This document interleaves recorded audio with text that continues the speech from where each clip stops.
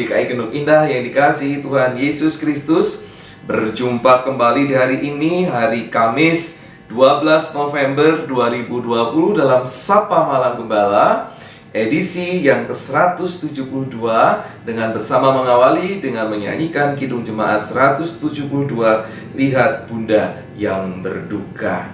Kita diajak untuk membayangkan perasaan Maria yang melihat putranya disalibkan. Betapa pedihnya ketika kita melihat orang lain terluka, ketika melihat anaknya yang dikasihi menderita di kayu salib.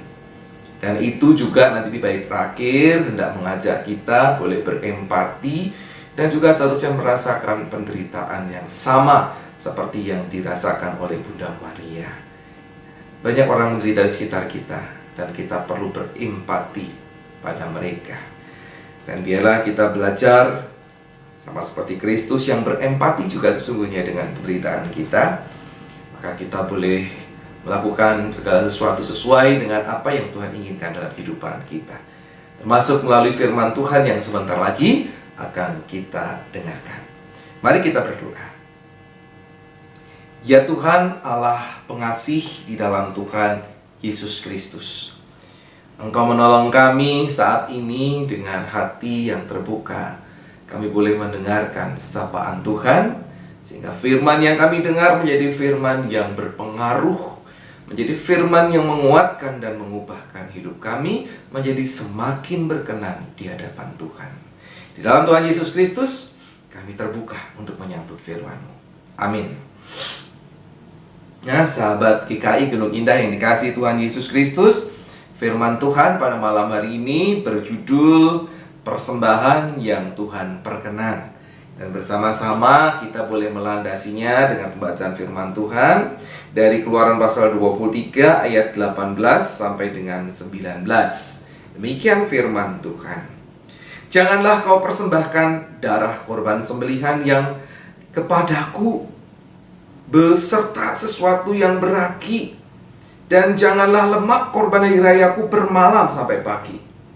Yang terbaik dari buah bungaran hasil tanahmu haruslah kau bawa ke dalam rumah Tuhan Allahmu.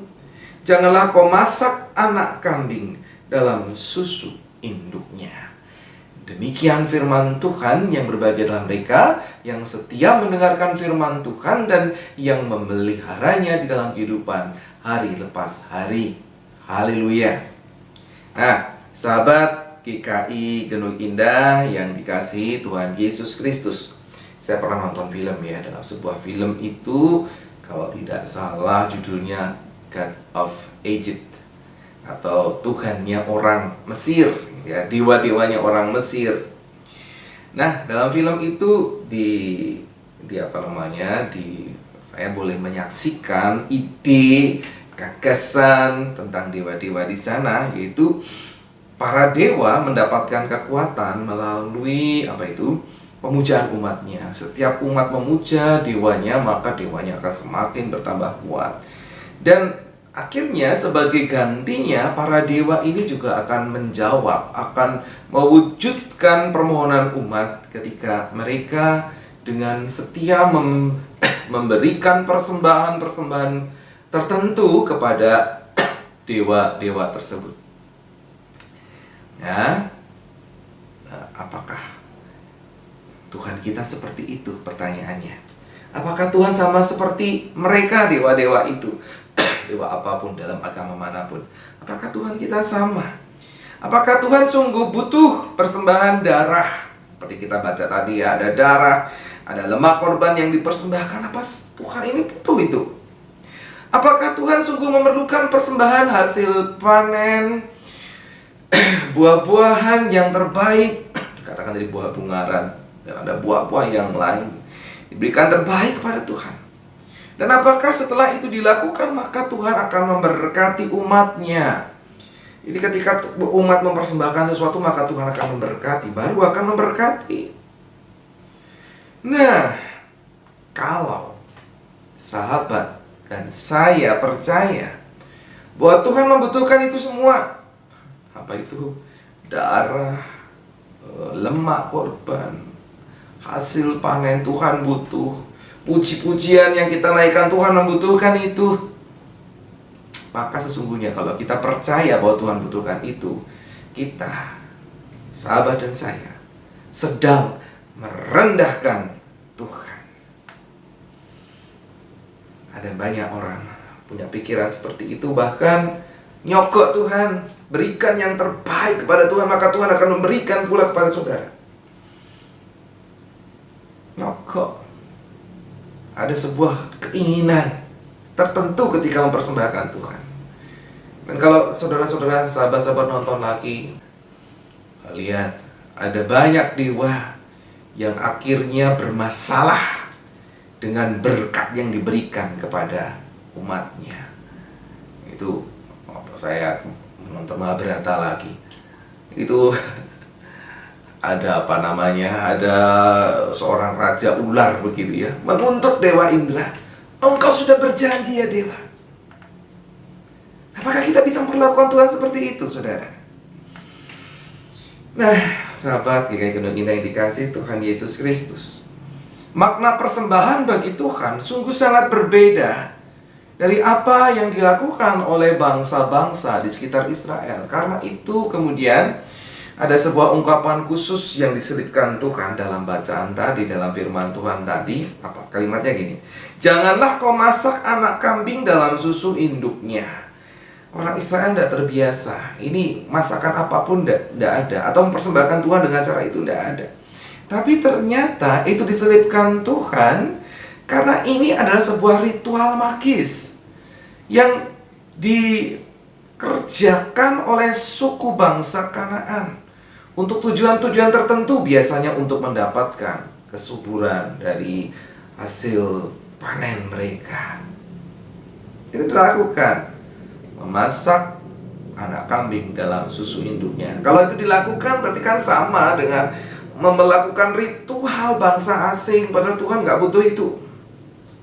Tuhan itu berbeda dengan Tuhan-Tuhan, dewa-dewa bangsa asing itu, beda. Jadi diselipkan itu untuk menunjukkan bahwa aku tuh berbeda dengan mereka. Karena itu ada persyaratan-persyaratan tertentu tadi. Dan bukan darah, bukan lemak, bukan hasil panen yang dibutuhkan Tuhan dari sahabat dan dari saya. Tidak, bukan itu. Bukan juga harta bendamu yang dibutuhkan oleh Tuhan, tidak. Ya. Yang dibutuhkan oleh Tuhan adalah apa? Ungkapan syukur, saudara. Dan syukur itu bisa berupa apapun. Bentuknya bisa apa saja, dan termasuk harta benda yang saudara berikan, bahkan seluruh hidupmu. Ya, persembahkanlah tubuhmu sebagai persembahan yang hidup, itu kata Paulus yang menyampaikan pesan Tuhan kepada umat pada waktu itu. Karena itu ketika sahabat memberikan persembahan, maka sahabat, sesungguhnya itu cara kita untuk menunjukkan apa? Kesetiaan kita kepada Tuhan. Cara kita menunjukkan penghargaan kita kepada Tuhan atas seluruh kehidupan, seluruh berkat, seluruh anugerah yang sudah Tuhan berikan kepada sahabat. Jadi jangan sampai kita lupa untuk bersyukur. Dan sebagai catatan kecil, jangan malu juga, sahabat. Kalau tidak punya harta untuk dipersembahkan pada Tuhan, aku malu. Aku tidak beribadah, aku malu karena aku tidak punya uang untuk dipersembahkan. Jangan. Karena yang penting adalah rasa syukurmu itu, sahabat. Ya. Tuhan melihat hati sahabat. Tuhan melihat apakah hatimu bersyukur atau tidak. Kalaupun engkau bisa mempersembahkan banyak, berlipat ganda, tapi kalau bukan syukur yang ada dalam hatimu, ada sesuatu yang ingin sahabat minta dari Tuhan, maka Tuhan yang melihat hati akan bersedih. Karena yang Tuhan inginkan adalah persembahan syukur. Bagian syukur, tanda kesetiaan, tanda penghargaan, kepada berkat Tuhan. Supaya itu juga menjadi berkat bagi saudara-saudara kita yang lain, bagi pelayanan. Lakukanlah, mari kita belajar melakukannya di dalam Tuhan Yesus Kristus. Mari kita berdoa. Ya Tuhan, tolong kami untuk memiliki hati yang bersyukur, untuk menunjukkan kesetiaan dan penghargaan atas berkat-berkat-Mu. Kami boleh bersyukur, entahkah melalui harta, entahkah melalui pelayanan, entahkah melalui seluruh kehidupan kami, entahkah melalui perbuatan-perbuatan baik yang berkenan di depan Tuhan untuk orang-orang di sekitar kami, entahkah melalui pertolongan-pertolongan yang bisa kami kerjakan kepada orang lain, melalui bakti kami kepada orang-orang yang butuhkan. Tolong kami, supaya kami boleh menunjukkan hati bersyukur itu dan Engkau mengetahuinya. Di dalam Tuhan Yesus Kristus. Amin. Mari sahabat GKI Gunung Indah, kita mengakhiri Sapa Malam Gembala di malam hari ini. Kita menyanyikan kembali Lihat Bunda yang Berduka. Kalau tadi ayat 1 dan kemudian ayat 4. Sekarang kita menyanyikan ayat 9 atau bait 9 dan yang ke-10. Lihat Bunda yang Berduka.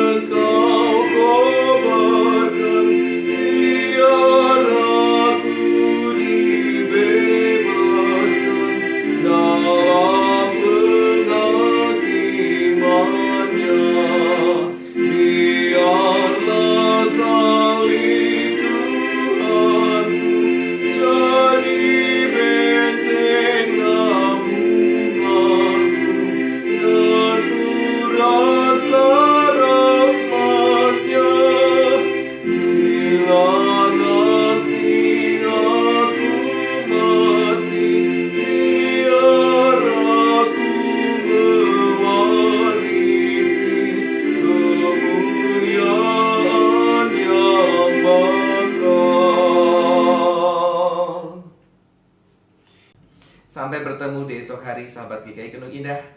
Tuhan Yesus memberkati saudara. Amin.